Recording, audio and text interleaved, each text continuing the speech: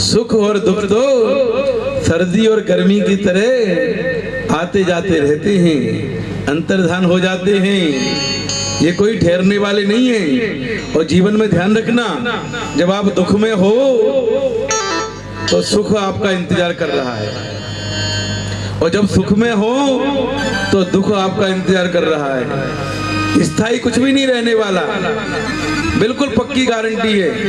आप कितने भी दुखी बैठे हो, सोच लेना सुख कहीं आपको ढूंढ रहा है, और जितने भी सुख में बैठे रहना, ये ध्यान रखना दुख भी आपको ढूंढ रहा है।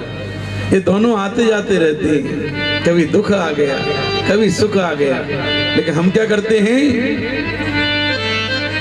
सुख में तो आहा, और जैसे ही दुख आया सुई मुंह लटका लेते हैं। तो यही भगवान कह रहे हैं, सुख दुखे समे कृत्वा लाभा लाभो जया जयो ततो युद्धाय युज्यस्व नेवम पाप मवाप्स्यसि। भगवान कह रहे हैं अर्जुन से कि जो सुख और दुख में एक सा रहता है ना, बिल्कुल, और सुख और दुख में एक सा रहकर तू तो बस युद्ध कर, सब भूल जा, हार मिलेगी क्या जीत मिलेगी, ये सब बेकार की बातें हैं। और यही हम आपसे कहते हैं कि आप तो बस जियो।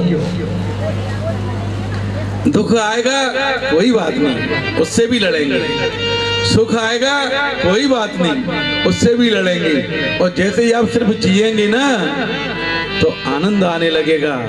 कबीर जैसा, कबीर की एक आदत थी, जैसे कोई उनके घर आता था ना तो कबीर कहते थे कि भोजन करके ही जाना, कोई भी आए। उनका नियम था, सत्संग में लोग बैठे, कुछ भी हो, चाहे घर में खाने को हो चाहे नहीं हो, कबीर की आदत थी कि भोजन करके ही जाना। अब कबीर का लड़का था कमाल, वो एक दिन बड़ा नाराज हो गया कि पिताजी ऐसे नहीं चलने वाला, अरे थोड़ा घर पे देखा तो करो, रसोई में कुछ है कि नहीं। अब जो भी आता है बोले भोजन करके जाना, भोजन की कोई बात है। बहुत लड़ने लगा। कबीर ने कहा, बेटा मैं बहुत प्रयास करता हूँ लेकिन मन मानता नहीं है, जैसे ही कोई जाना है तो मैं कह देता हूँ कि भोजन करके जाना। और बेटा कह रहा है नहीं, आगे से ध्यान रखना। तो कबीर ने कहा, प्रयास करूंगा लेकिन गारंटी नहीं दे सकता।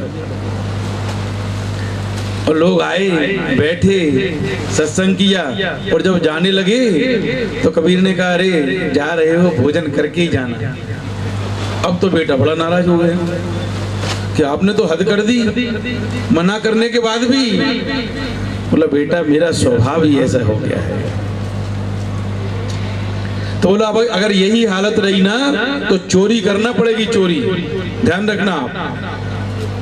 कबीर ने कहा, अरे बहुत बढ़िया बेटा, पहले क्यों नहीं बताया ये? अगर चोरी करने से काम चल सकता है तो पहले क्यों नहीं बताया? बड़ी अच्छा आइडिया है। और बेटा कह रहा है, आप चोरी करोगे? बोले हाँ, अगर तेरे को लगता है चोरी करने से काम बन सकता है तो चोरी कर लेंगे, बुराई क्या है।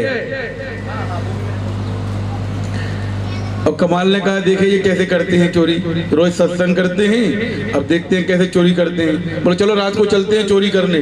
कबीर ने कहा चलो। अब पूरा एक गड्ढा बना लिया, जगह बना ली अंदर घुसने के लिए। बेटे ने कहा, देखो अभी भी कुछ नहीं बिगड़ा है। कबीर ने कहा, डर क्यों रहा है, डर क्यों रहा है, जा कर चोरी, किससे डर रहा है।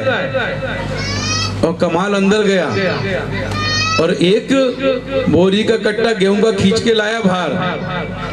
और जैसे ही बाहर खींच के लाया, कबीर ने कहा, कर ली चोरी। अब ऐसा करो, घर वालों को जगा के बताओ कि हम एक बोरी का कट्टा ले जा रहे हैं।